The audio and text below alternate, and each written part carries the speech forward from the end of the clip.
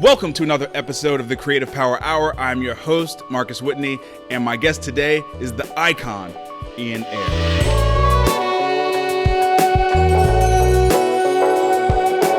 What's up, man? Good to see you, man. Yeah, you too, man. You too. You've been traveling a little bit, yeah? Yeah, always.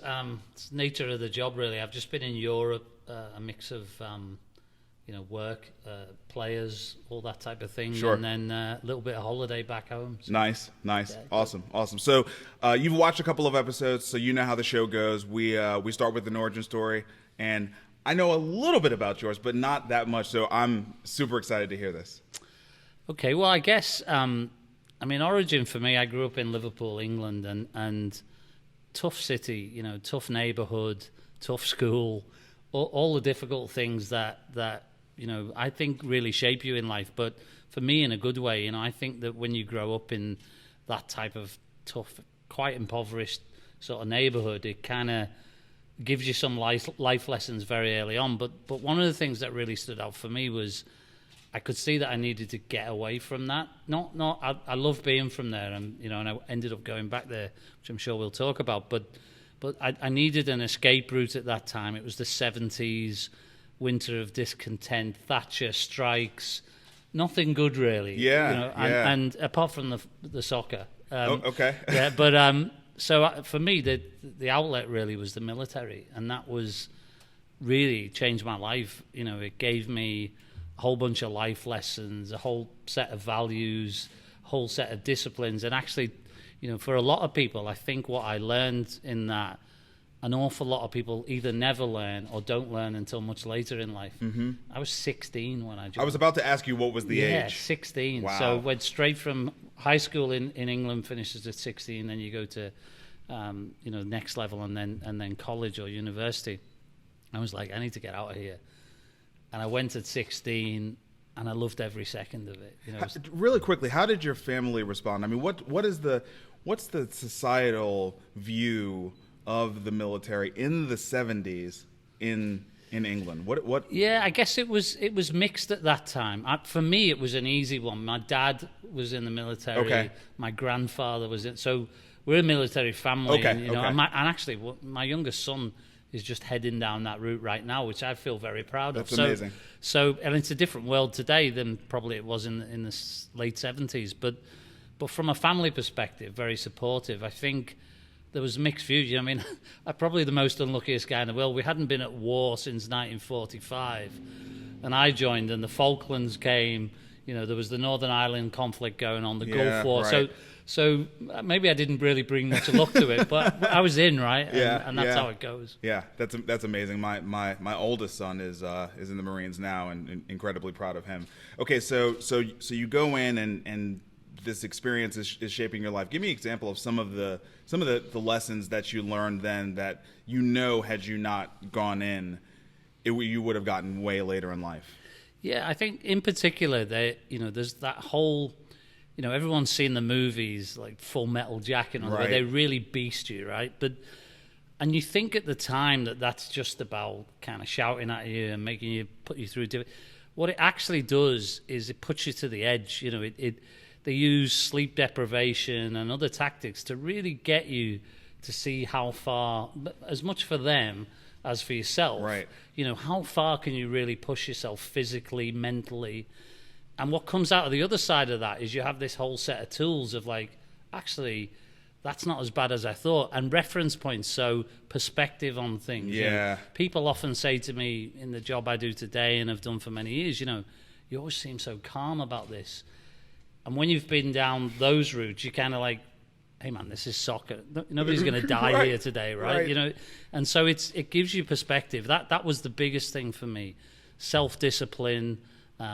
You're working in very confined spaces and quarters with other people. So you learn not to judge people. You learn that whatever happens, you're going to have to rely on this other person. Mm-hmm. So in terms of managing teams of people, you become very aware of, you can't make a snap judgment on somebody because of the way because you might need that person. Yeah. And that's the same in business, right? It's absolutely true. So lots of different lessons that even at the time I probably didn't realize.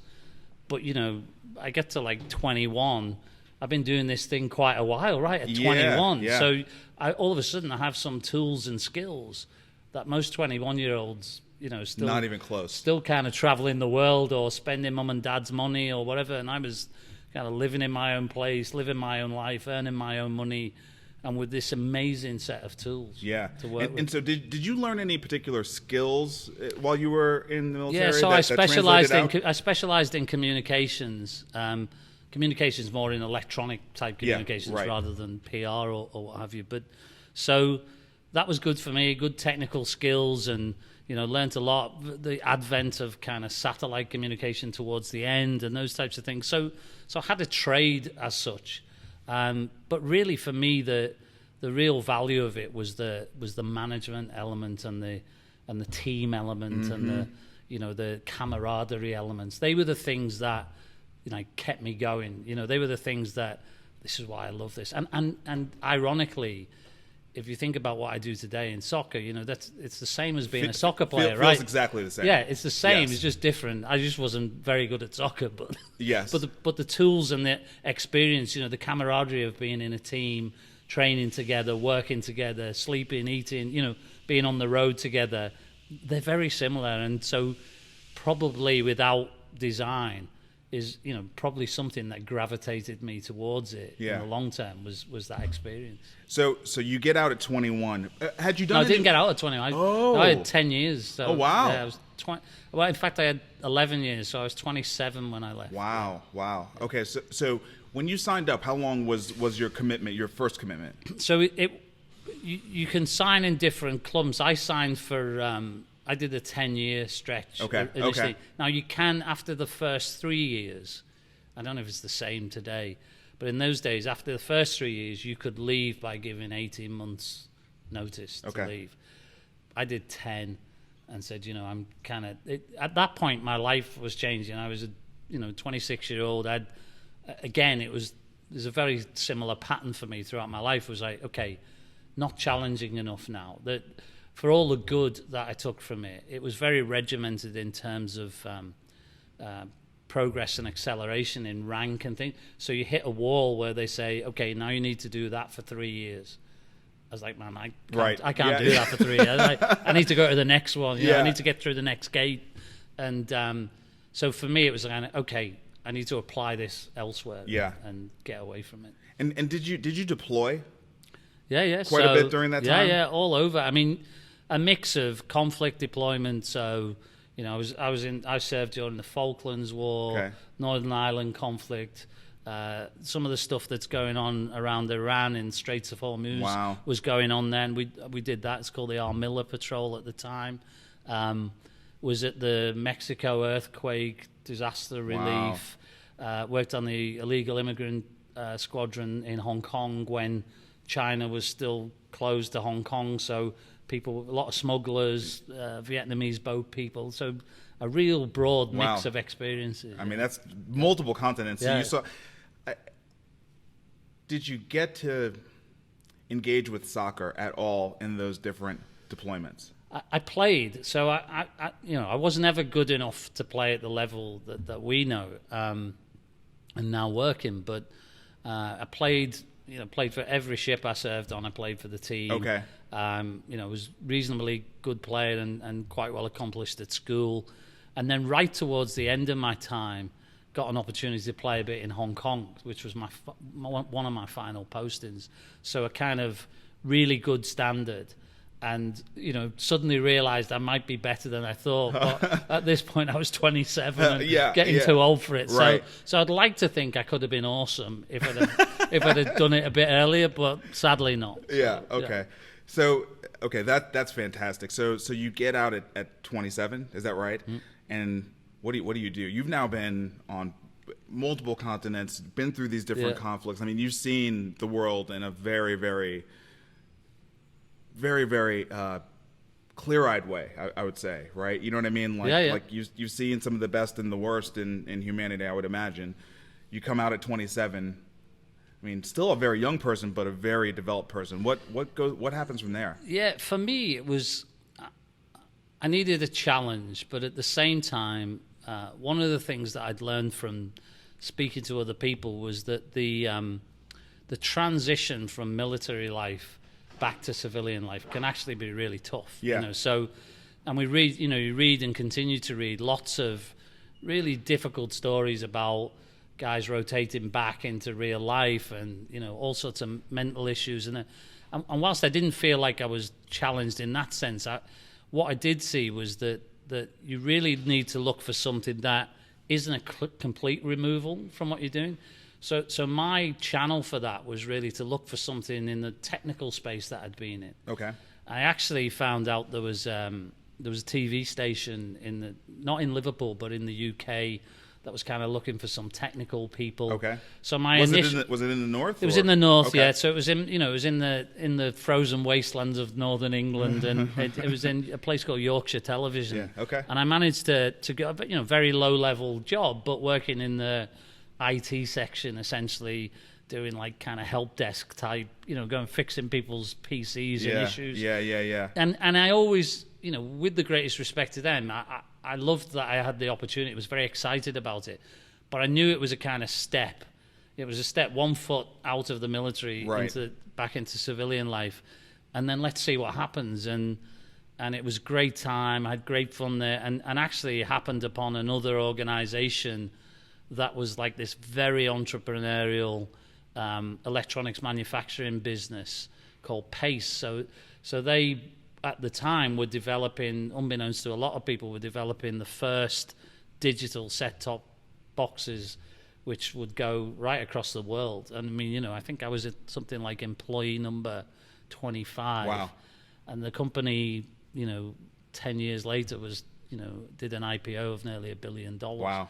So it was such a crazy That's place. incredible. And I should never have got the job. Yeah. Completely underqualified. Did you stay through the IPO? Yeah. Okay. Yeah. So I was CEO of the Asian business. Oh, okay. So I kind of jumped. I kind of jumped So it was ahead. like this crazy sort of that only can only happen with real entrepreneurial leadership.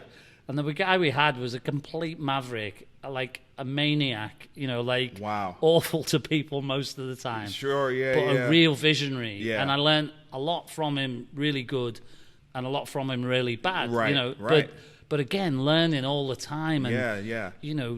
I think How old was he? I mean, so how old he you would have were. been So he would have been about, I'm gonna say he was 20 years older than me. Okay. No, maybe. So I was 27. Yeah, he would have been about 20 years older. So he than wasn't quite 50, but yeah. okay. So but, he was but like mid to late 40s, I would yeah, say. Okay.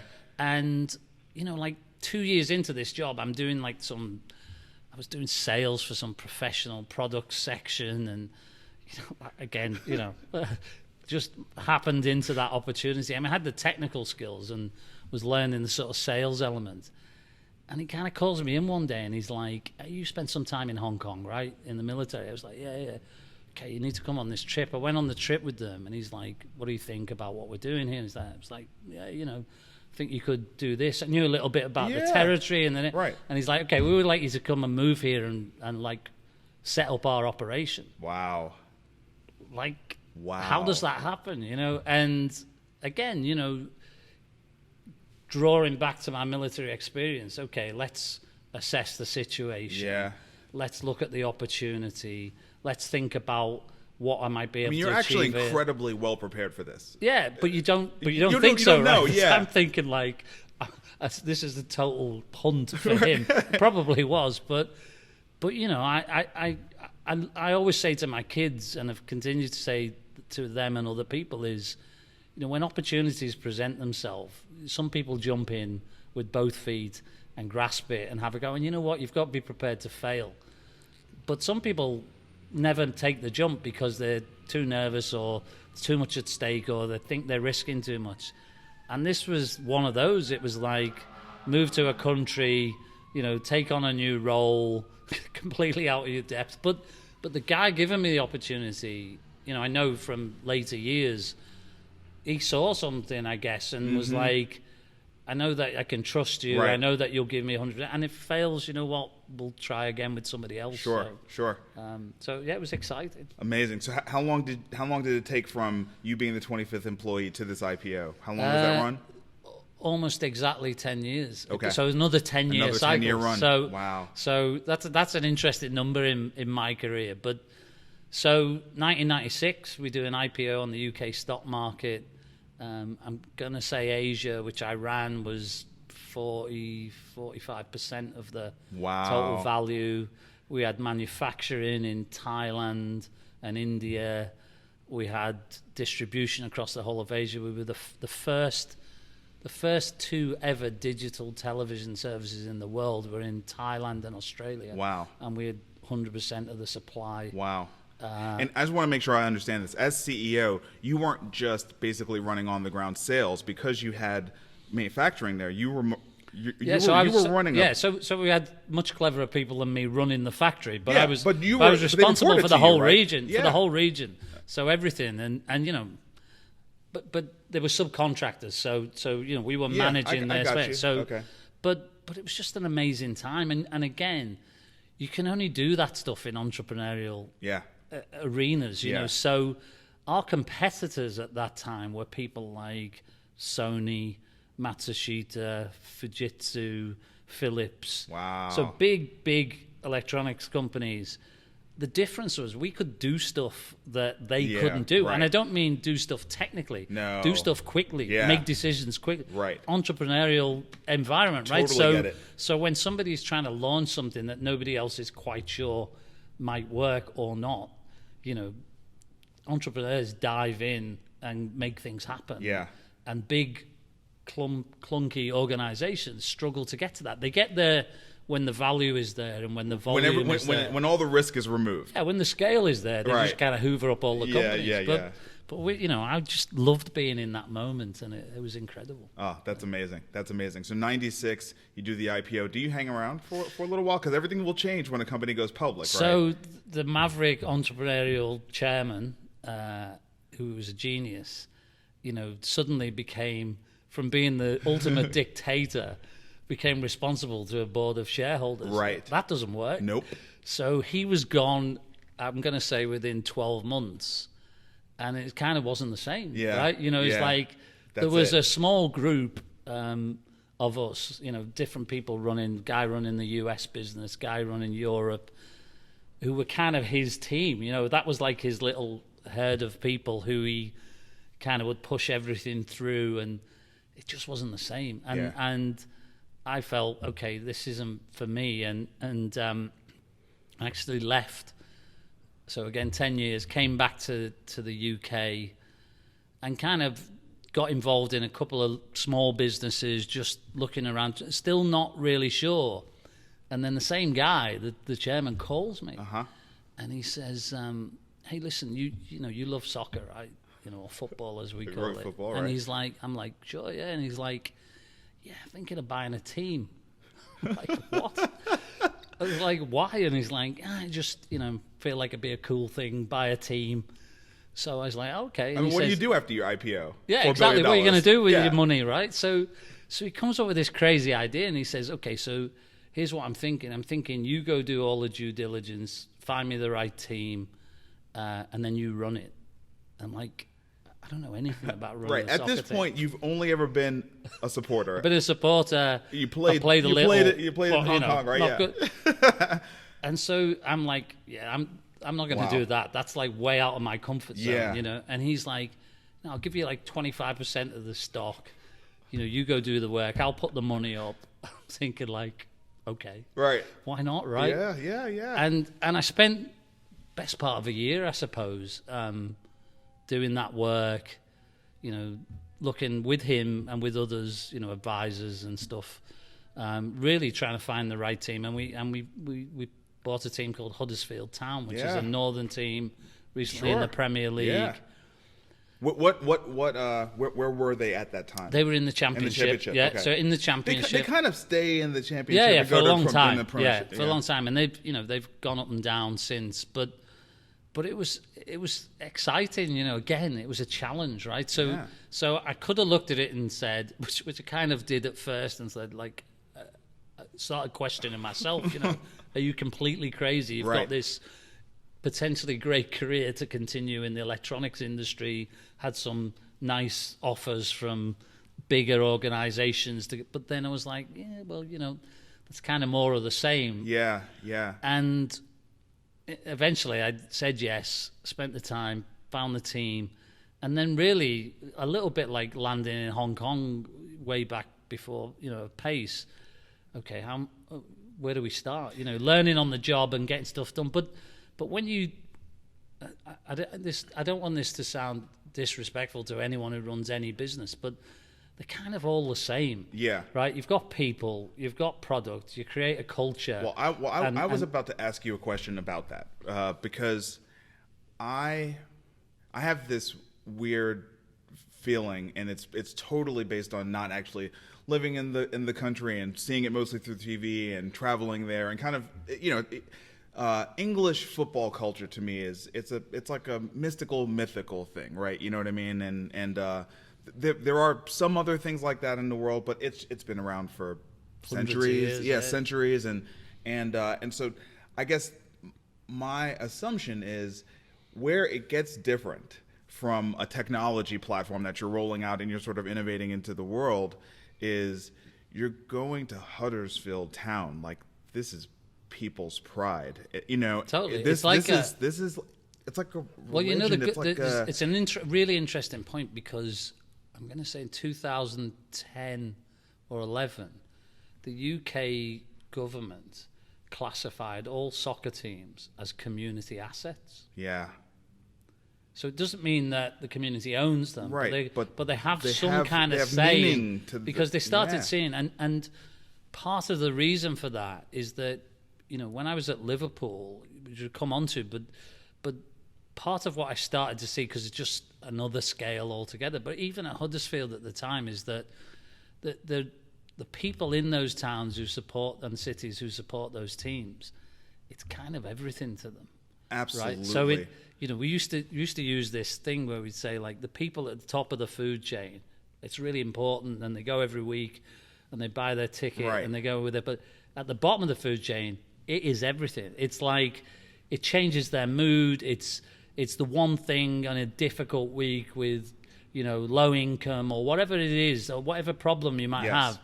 It's the thing that drags them up on a Saturday, and if you win, it kind of heightens their day, their week, or whatever. And if you lose, you back in a hole. But it's so emotional and so tribal, and means so much that you when we got there, it was about treading that fine line, which is very different to the one here, but treading that fine line between, we need to bring this into the 21st century. Sure. But at the same time, be respectful of the history. Yes. And that's the challenge, particularly in European soccer, and particularly in English soccer, or British soccer, where it's so indoctrinated and integrated into the society that you've got to be careful that you don't mess with it. Right. So, it's not something you're a fan of. And it's not even quite a supporter. It's literally part of the identity of the people, right? Totally. I learned that, I went to an away day to see Spurs play Sunderland. And it was Spurs is one thing. It's a big club that's got the NFL playing in their stadium. Blah blah blah. You go to Sunderland, which they did that in fantastic Netflix documentary about, and it's like the club is the town. Yeah, totally. The club is the town. Totally. Period. End of story. It's the talking point. It's everywhere you look. Yeah, totally. And so yes, that I just wanted to ask you about that, because for me, that would be the scariest thing, is not having.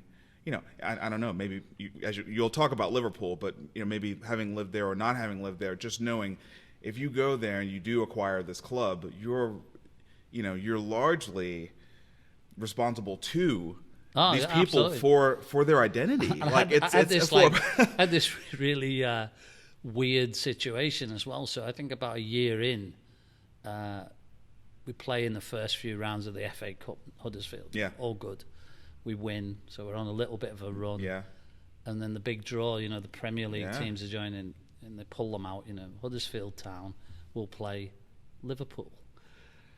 So I'm completely conflicted, right? So been a Liverpool fan for, at that point in time, probably about 45 years. Yeah. And they're playing my team. So like, the media love it, right? So they're like, who do you want? I said, listen, I want Huddersfield to win because that's who I am.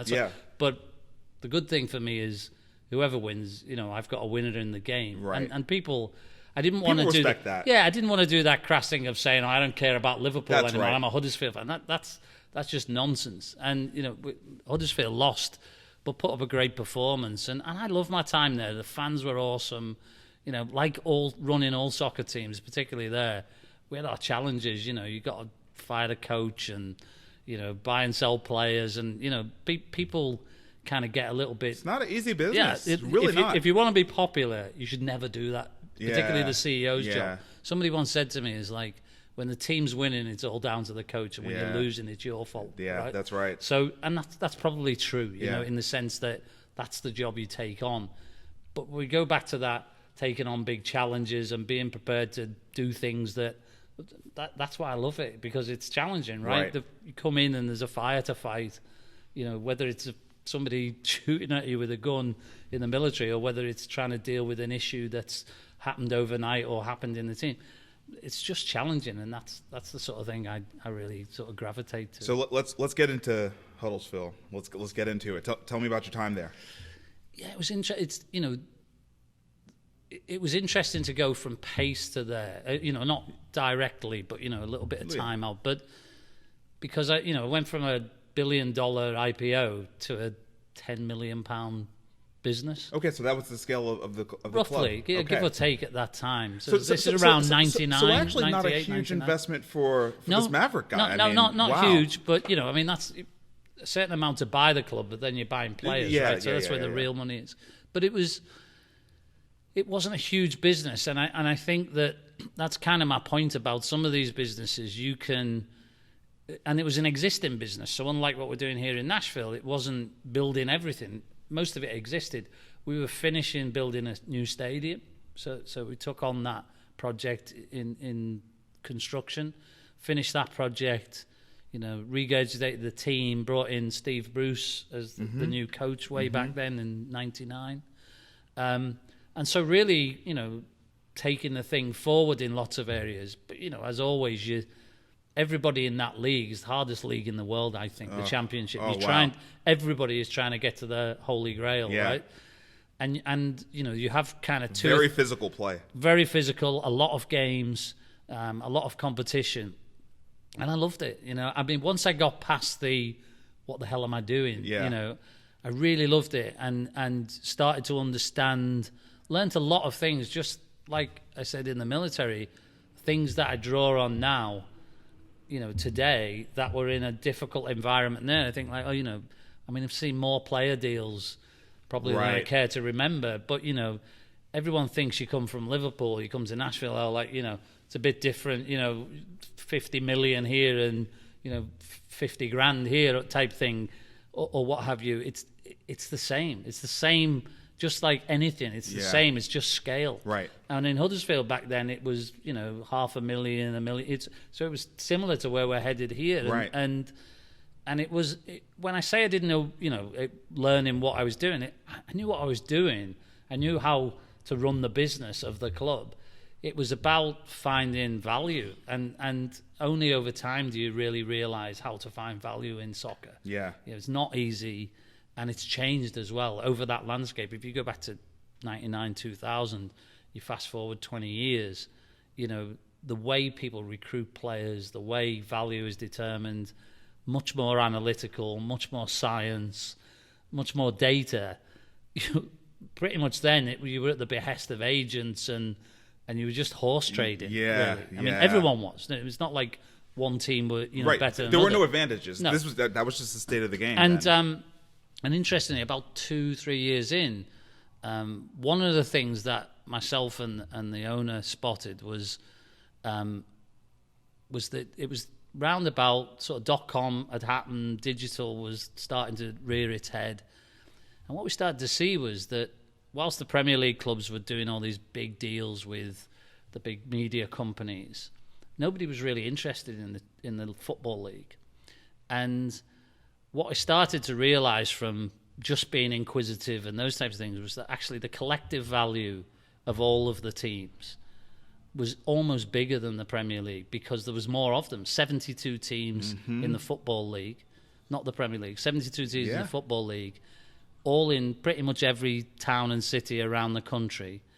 And when you looked at, let's say, their website, and you looked at a piece of real estate on the website for a banner ad, you know, what's the collective value to a brand to be on all of those at the same time, on all of the websites, in all of the team?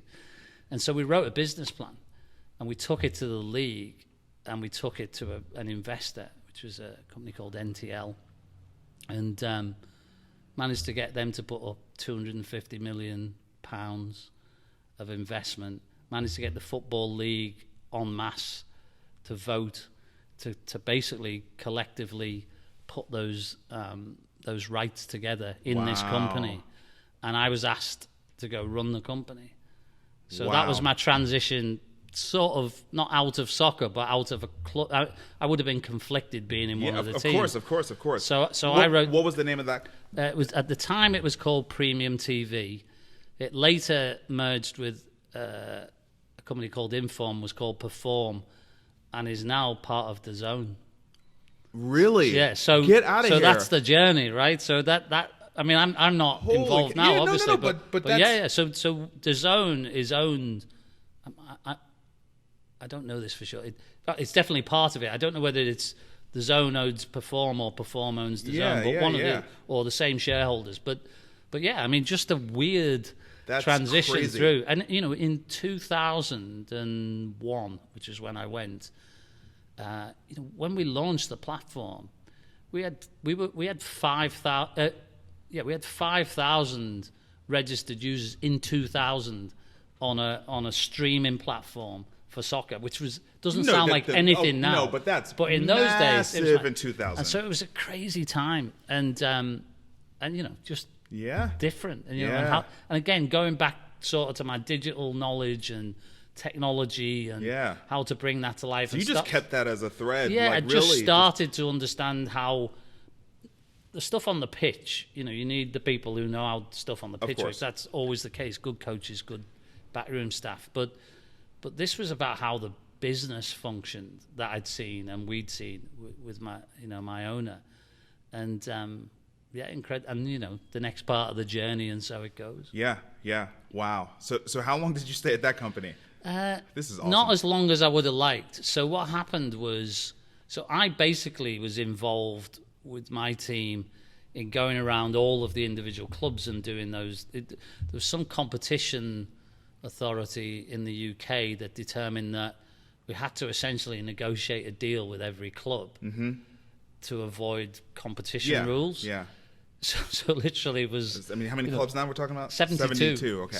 So pretty much when people say to me, "Who do you know in football?" At one point, I literally did know everybody. It felt like, certainly all the owners. So we did that, and you know, got the business going, built the platform, hired all the staff, you know, brought in the sponsors, set up the streaming, I mean, we were running probably 18 months, and the investor went into Chapter 11. It was a US company. So I had this personal situation where I had to make a decision, which was, I felt that I was there on behalf of all the teams, rather than the money, if you like. Right. And I just felt that, you know, I couldn't lead that organization if the owners, not the owners, but you know, the investor wasn't going to continue to keep its word. So I decided to resign on the principle of that. Yeah. And keep those relationships intact. Yeah, and keep those relationships. And you know, I didn't want to promise something that I couldn't deliver. It was out of my control, and therefore, you know, it didn't feel right. And the business got through it, and the business survived. As I said, it survived. Some of my team who were there, who was still the guy. One of my initial hires, a guy called Oliver Slipper, who's an awesome guy. Is still on the board there, like DAZN, Perform. Wow. And he's a great guy, and love what he did, you know. Yeah. So he stuck out. But for me, I felt very invested in the relationships in soccer, and therefore stepped down. And but I've always had this thing of, of course it was disappointing, but why dwell on disappointment? What are you going to achieve from that? You sort of beat yourself up, feel sort of bad about all these things. And so I kind of thought about it, looked at, and I thought, you know what, I'm going to go back east because I feel like this connection to that part of the world. Yeah. And I went and got involved in a business called Total Sports Asia with a buddy of mine, which was incredible. So it was a very small, at the time, sports marketing agency, mostly surviving on buying TV rights from some markets and reselling in Asia. Okay, yeah. And we built it out over 4 or 5 years. We had 6 offices in Asia, over 100 staff. WWE was our major client. We would resell WWE across Asia. All sorts of different random sports, badminton and hockey and rugby and not some soccer. We had South American soccer, Copa America. What was the number one sport that like? No, soccer. Soccer. Yeah. Totally. Okay. I mean, it's everywhere, right? Okay. And it was great. I mean, we own the rights to Asia for the US Open tennis. Wow. So remember coming for Asia. Yeah, for the whole of Asia. So wow. I remember coming to the USTA, in Flushing Meadows there, and we negotiated this deal to take the rights for 3 or 4 years, and had to put our real money on the table, a guarantee, and then go see if we could find people to buy that. It was hugely successful, and we did that. Grew the business, like just had the best time, and I lived in Malaysia at the time. I kind of went around. We opened offices in Japan, in Tokyo, Shanghai, Mumbai, Dubai, anything with an I. Just like look on the map, let's open one there. But really just, Bangkok, started building out these businesses, and we built it organically where, we'd go try and noise up some business and develop some business in a market, and then we'd, open an office there to support it rather than taking a punt on people and infrastructure. And it was great. We had such a great time. Again, entrepreneurial, fast-moving, doing stuff, tours for big teams, that type of thing. Yeah. And it was great. We flying by the seat of our pants sometimes, taking risks, building stuff and putting all our money on the table for the US Open tennis. And interestingly, probably about 2 years before the Chinese players really started it, which was a big win for us. Japanese player, Indian player came. So it was a great play for us. Probably not that much science involved, but a great outcome. And about 5 years in, my sort of nature and ambition was let's turbocharge this thing. Let's go raise some money. Let's open 20 offices and then probably IMG or somebody will come buy us. And they were already kind of circling. And my business partner was a bit less kind of out there than myself and wanted to kind of, not go too far in that direction. So I just said, look, if we don't want to go in that direction, I need to go in another direction. And so I left and I had this crazy idea about building a TV channel. So we're in the sort of IPTV advent of that. So I had this idea about... Around what year is this now? This is 2006. Okay. So I'm thinking maybe start an IPTV channel where we go and buy up all the rights, probably in Asia, to all the sports that nobody's interested in. Yep. So, a lot of viewers and listeners will think, American football, not a thing really in Asia. No. I mean, some markets, but mostly expats, right?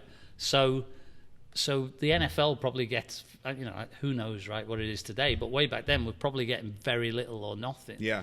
So why wouldn't we go see what deals we could do and create some kind of subscription service for unique niche markets? So I wrote this business plan, put it all together, and came to New York to meet with Morgan Stanley and a couple of other people and doing my little kind of show. Yeah, road show. And right in the same visit, I get this phone call from somebody who says, hey, listen, how would you be interested in the Liverpool job? I said, what do you mean the Liverpool job? Like, Who is the person calling? So the you? guy is funnily enough, the guy is the guy who's just a friend of mine who's very networked in sport, but was the chairman of Perform DAZN.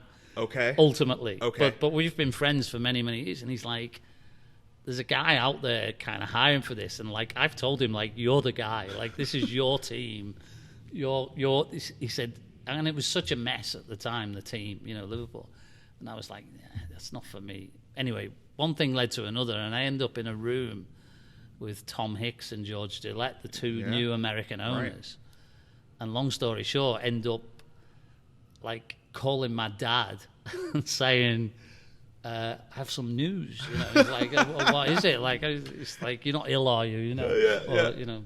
I was like, no, I'm coming back home. And he's like, oh, okay, cool. How long are you staying for? I was like, oh, quite a while. I think he thought I was like coming for a visit, I was like, yeah, I've just been given a job at Liverpool. And he's like, doing what? Like, no confidence. A job, yeah. And that's honestly how it happened. It was kind of like all fast. I kind of packed my stuff up in Malaysia in 3 or 4 weeks, and it was like moving to a foreign country. I had no bank account, no house, no car. It was like signing a player now.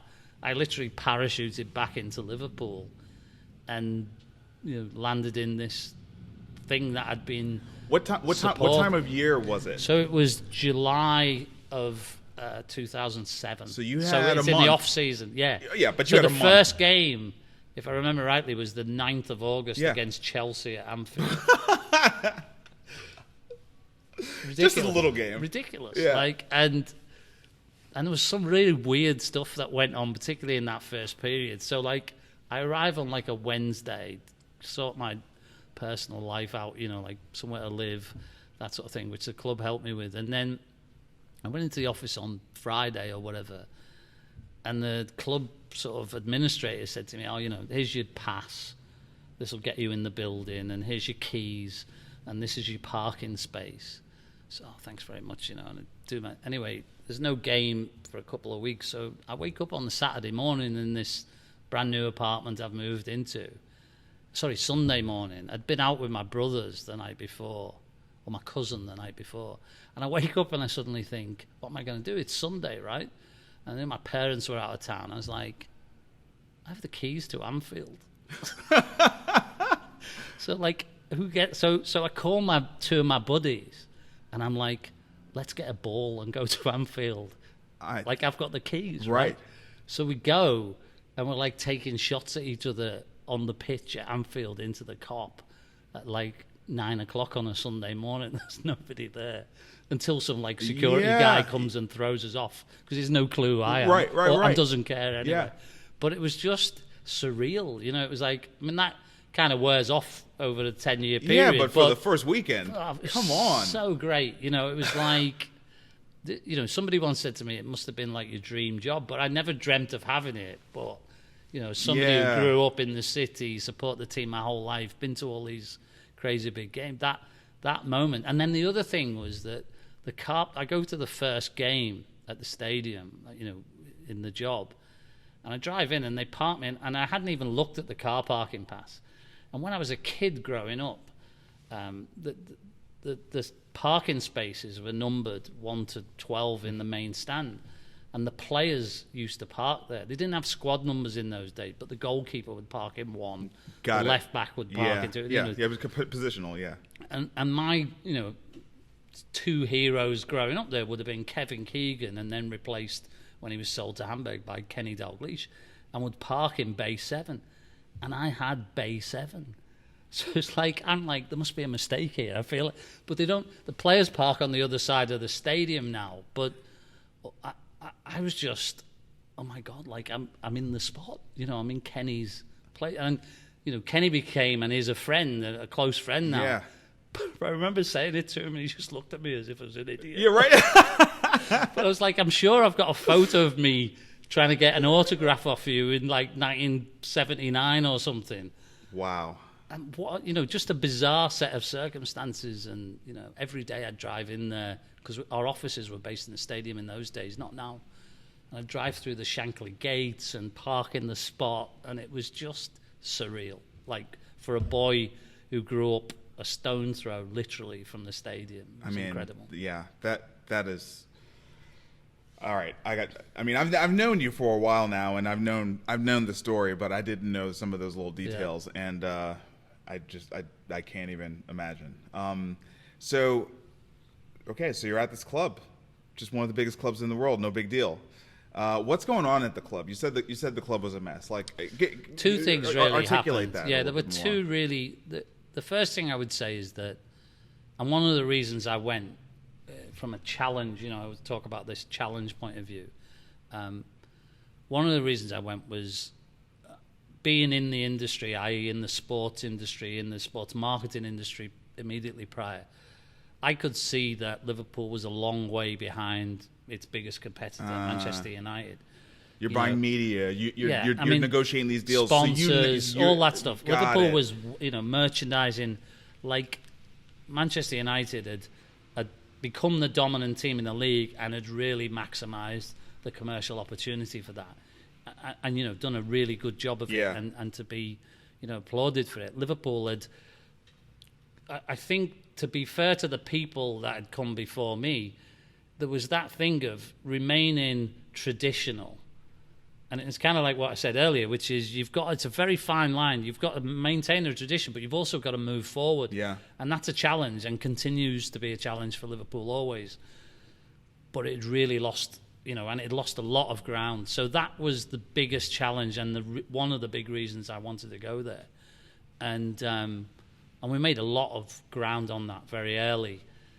But then around the same time, the two owners ended up in this huge, very public spat, like didn't get on with each other, started to put a lot of debt on the club, all this. So it was hugely public. I mean, it was in every newspaper in the world, it was in the High Court of London, and eventually myself and two other directors ended up being told by the bank, by the creditors, to sell the club from under the owners. From under them, wow. And they were obviously trying hard not to let that happen. So it was pretty frosty and difficult and challenging and all of those things. And eventually we sold it to Fenway Sports Group, who are the current owners. Myself and my fellow directors got sued for $1 billion each, which was interesting. I don't know that there's insurance to cover $1 billion directors and suit. officers insurance. Yeah, I don't think I think there's a limitation at some point. But that was tough on many levels. But and that ran on for like 2.5 years or something. And but ultimately, I think the club then became owned by Fenway Sports Group, who were awesome owners. And as a supporter, never mind somebody who worked with them, great people. They know what good looks like. You look at what they've done with the Red Sox, what they're doing now at Liverpool or done at Liverpool, incredible. And so that was great for me. There was a point right around the sale where I thought, I've just spent like a month in court. I've still got $1 billion lawsuit hanging over your head. You've got all these things going on. You're thinking, is it really worth it? Right. But it's Liverpool Football Club, right? Yeah. It's my team. It's my family live in the city, my kids support, all of that. So I was like, hey, of course it's worth it, right? And now we have, I hope, we have good people who own it, and they proved to be. But there was, even for a long time, I think probably until the last couple of years, the jury was out with a lot of supporters about whether they was the right, not with me. I seen very early that these were the right people, and they had a very long game. They had a real plan, and they're great people to work with, and very honest.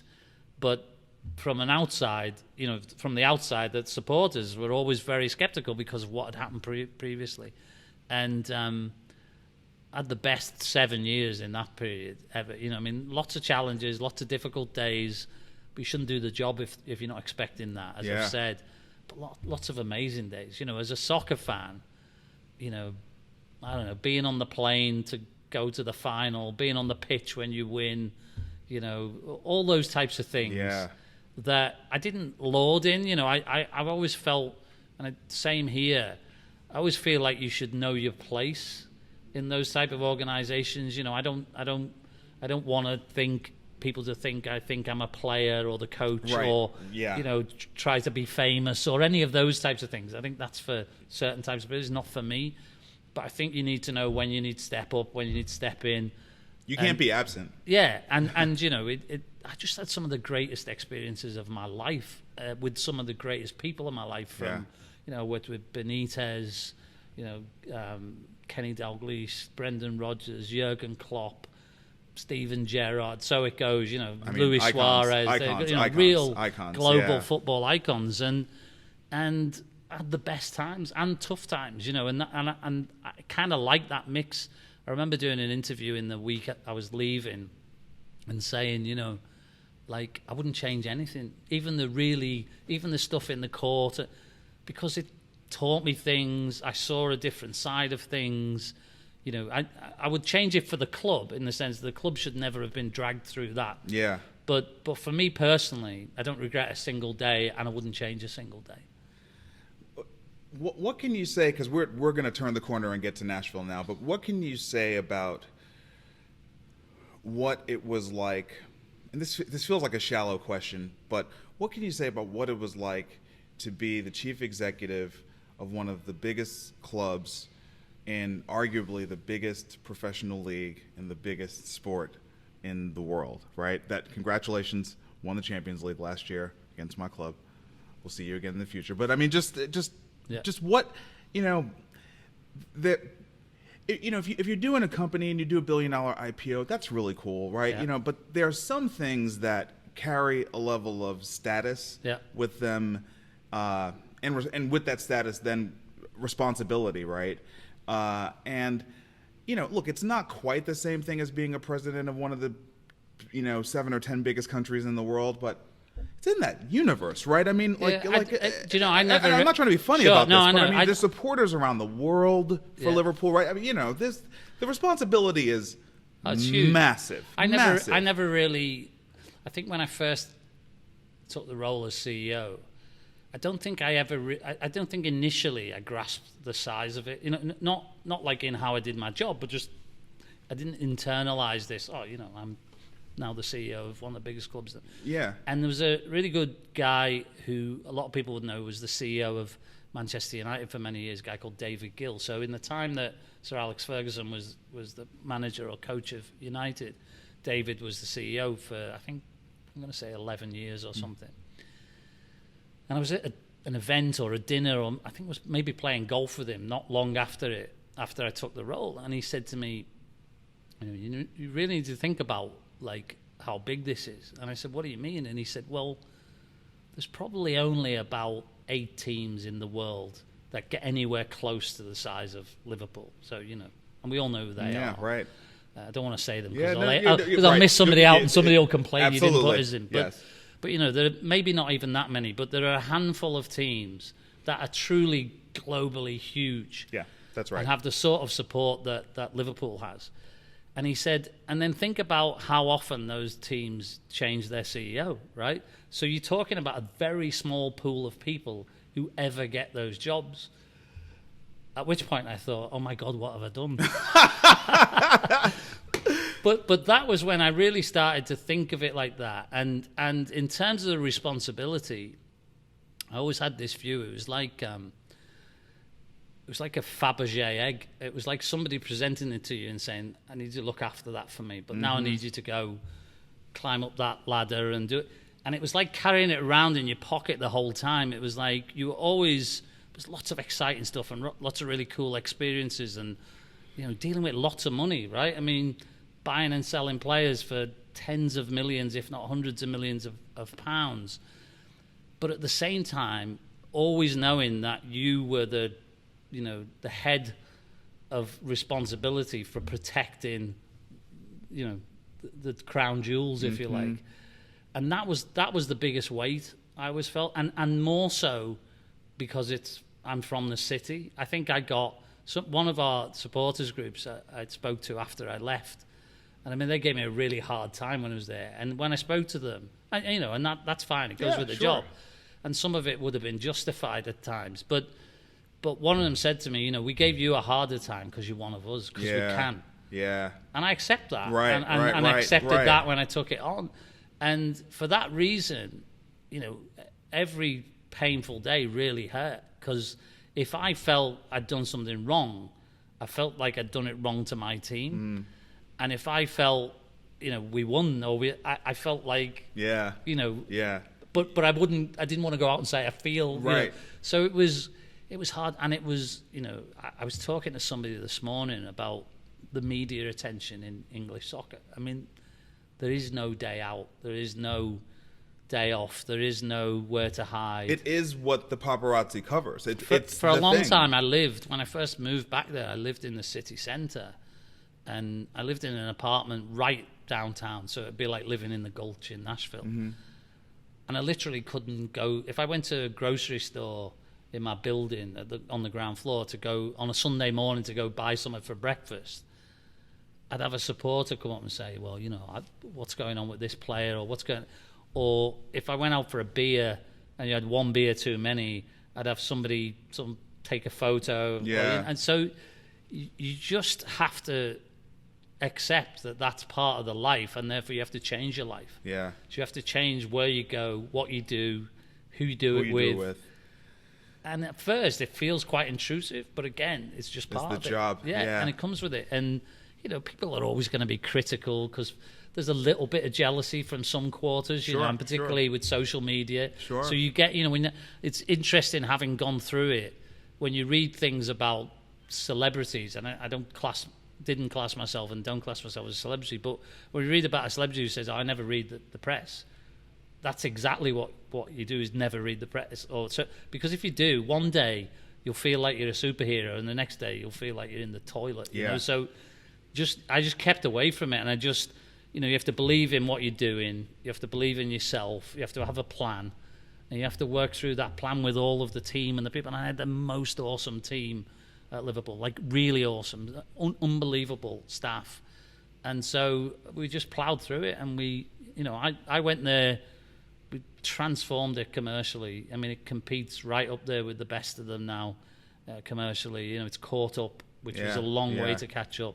We rebuilt the stadium, so it's a world-class venue now. We brought in a world-class coach, couple of coaches in my last few years there in Brendan, and you know, we'd had Kenny, which was brilliant. You know, they've got, I think, the best coach possible in the world right now for them in Jurgen Klopp, and started to assemble a team. You know, that starting 11 in the Champions League, I think there was 6 or 7 that we brought while I was there. So so I felt like I achieved a lot in my time there. I felt like, most importantly, I left it in way better shape than when I started. And I've got That's demonstrably true. All those memories are for me forever, right? Yeah. So you can't really top that, so you decide to take a gig in Nashville, Tennessee. Had you even been to Nashville before? No, never been to Nashville. I thought I was joining a band. I didn't realize it was a soccer team. Yeah. Kind of this, you know, a budding guitarist. No, somebody reached out to me similarly to the Liverpool thing, like a headhunter guy who I've known for a long time, who used to work in the soccer game, and he was like, listen, I know you don't. I'd said to him, look, I left Liverpool after 10 years, my own choice. I think I had 18 months left on my contract when I made the decision. 10 years. Yeah, right? Another 10. Another 10, Another right? 10. And there's something really meaningful about that. I mean, I know it's meaningful to you, but I think also it's not conscious. You know, I don't. But it's so hard to do anything meaningful. Yeah. In less than 10 years, let's just say it. Absolutely. Really, to Absolutely. do something significant. But I also think that you reach a point where, and this is what I felt. So it was around Christmas time, which is really hectic time in English soccer. Like games every 2 or 3 days. Yeah. So no Christmas. You just about get, you know, your turkey lunch in on Christmas Day, and then you've a game the next day and a game a couple of days later. So really in the thick of it. And I think we were travelling back from Newcastle or somewhere. And I got home and I was tired, and I was just like, I think I'm done. I'm not done with Liverpool, because it'll always be my team. I love it. You know, went to Madrid recently for the final, went last year. Like, I'm just done. I feel like everything I do from here on here will be a repetition. Sign another player, sell another player, develop another part of the stadium, whatever. Fire the manager and hire another one. Wasn't really looking forward to ever having to fire Jurgen. He's much bigger than most of them. And hopefully that never happens because he's awesome. But just felt like repetition, right? And that's not me. Like, not challenging either. And somebody, when you feel like that in that club, in that city, somebody else deserves to pick up the baton at that point. And that's how I felt. And I went and spoke to the owners, and they obviously wanted me to stay. And I said, I'm done, but I'm telling you 18 months out because I want to be true to what we need to achieve, find the right person, make the journey. And so that's what we did. And I walked away and kind of said, well, okay, that's it. I'm done with running soccer teams because where do you go from Liverpool, right? Yeah. I don't. You're not going to go to another Premier League team. Yeah, and I was approached by some of the big teams. Yeah. Not English teams, but overseas. There's a couple overseas, right? And I was like, no, why would I do that? Right. There's nothing to prove there. I'm not trying to prove anything to myself, but I don't think I can achieve something there where people will go, oh, that's really cool. Because you've kind of already done it. So took a bit of time out, invested in some businesses which I'd sort of been circling on, got involved in that, chairman of 2 businesses, bit of non-exec work, very happy. Spending a little bit more time. I have a house in Spain, I'm out there. I'm thinking like, now I've found my new space. It's not very challenging, all good, my Zen moments. And then I get this phone call and, what do you think about MLS and what do you think about Nashville?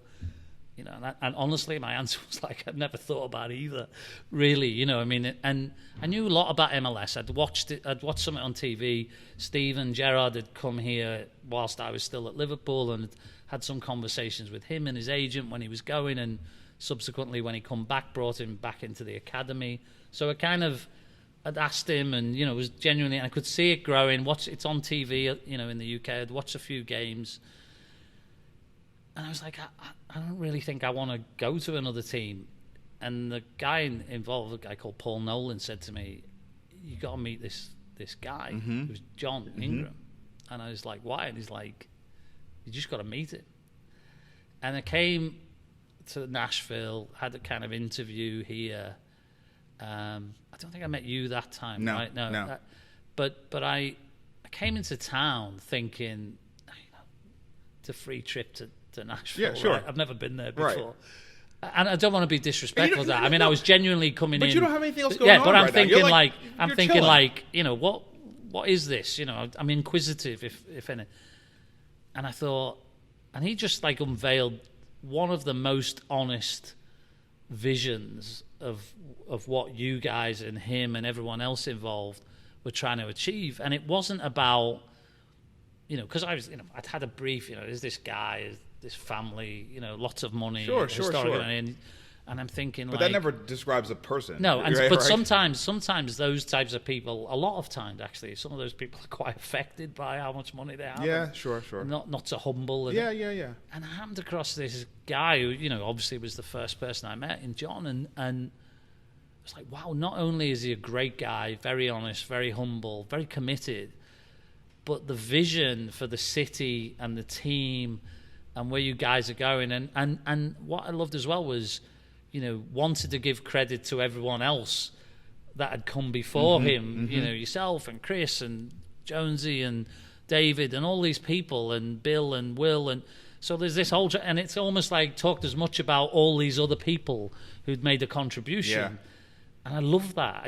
That really got me. It was like, I like this guy. Yeah. And then he's like, I was here for a couple of days and we went to, he said, you got to come back. So I had an interview and I'm sure they spoke to some other people at that time. And he asked me to come back. And when I came back, he said, I want to take you to a hockey game. I was like, okay.